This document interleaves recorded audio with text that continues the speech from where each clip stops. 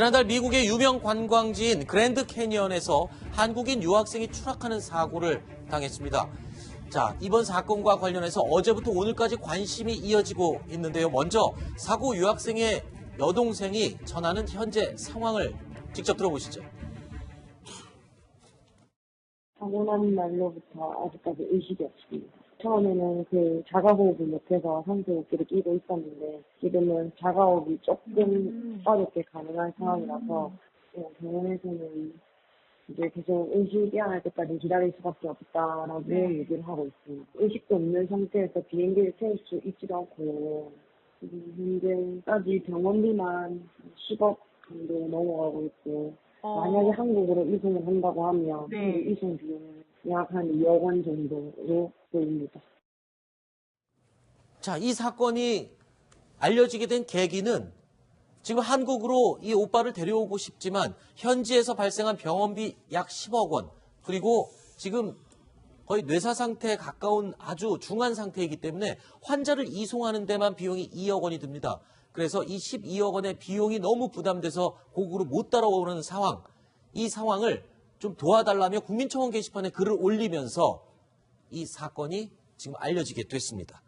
자, 그리고 또 한 가지. 근데 이 사건을 두고 논란이 된 이유가 뭐였죠? 왜 청원 게시판에 글이 올라오고 나서 논란이 일었어요? 찬반 양론이. 그러니까 이제 사실 청원 게시판에 이제 올린 의도는 이제 도와달라는 그런 그렇죠. 거 아니겠습니까? 그러니까 해외에서 어쨌든 우리 국민이 좀 곤란을 겪고 있기 때문에 그걸 이제 국가가 도와줘야 되는 것이 맞느냐 아니냐에 대해서 찬반이 갈리는 겁니다. 네. 그러니까 도와주는 게 맞다라고 하는 쪽은 이제 그건 뭐냐면 아니 지금 외국에서 어쨌든 우리 국가는 국민을 보호할 의무가 있는 건데 그 국민이 어쨌든 외국에서 지금 굉장히 곤란한 상황을 겪고 있으니 그러니까 마땅히 국가는 가서 도와줘야 되는 거 아니냐라는 게 찬성이고 반대 의견은 아니 지금 외국 나가서 지금 뭐 예를 들어 우리 무슨 군인이 파병 가가지고 전투하다가 다친 것도 아니고 속된 말로 놀러 가서 다친 건데 놀러 가서 관광하다가 다친 사람까지 국가가 구조해줄 의무가 있냐? 안 됐고 불쌍하긴 하지만 이걸 국가가 개입할 문제는 아니다라는 것이 이제 반대의 논리. 자, 핵심은 국가에 세금이 투입되는 그렇죠. 부분이 지금 초점이 된 것이죠. 국가가 당연히 국민이 외국에서 곤란을 겪으면 도와줘야 되는 거는 당연합니다. 그런데 이제 그 12억 원에 달하는 그 비용을 국가가 과연 지불을 해줘야 되느냐 가지고 논란이 되면서 이게 확산이 된 건데요. 그런데 이런 논란이 또 있었습니다. 그랜드 캐니언이 세계적으로 유명한 관광지인 만큼 이 유학생이 사진을 찍는 과정에서 사고가 발생한 게 아니냐라는 의견이 지배적이었었는데 이에 대해서 이 여동생 아주 억울하다면서 사실을 해명하고 있습니다. 들어보시죠. 구조를 직접 했던 분이신데 사람들의 비명소리가 들려서 뒤로 쳐다봤는데 오빠가 이미 떨어지고 있었고 떨어진 지점에서 자기가 직접 구조를 했는데 그때 당시에는 패딩 점퍼 안에 휴대폰이 들어가 있었다.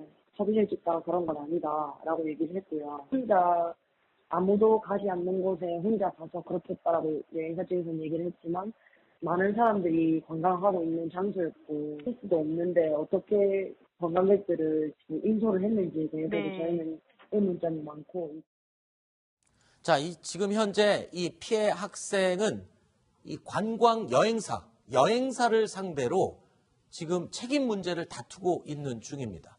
그리고 우리 영사관, 대한민국 영사관 측도 지금 이분의 귀국을 위해서 여러 가지 절차를 돕고 있다. 그렇게 알려져 있는데 영사조력법, 그러니까 지난달에 국회를 통과한 법이 있다는데 이 법은 어떤 내용입니까? 좀 도움이 될 수 있는 만한 법인가요?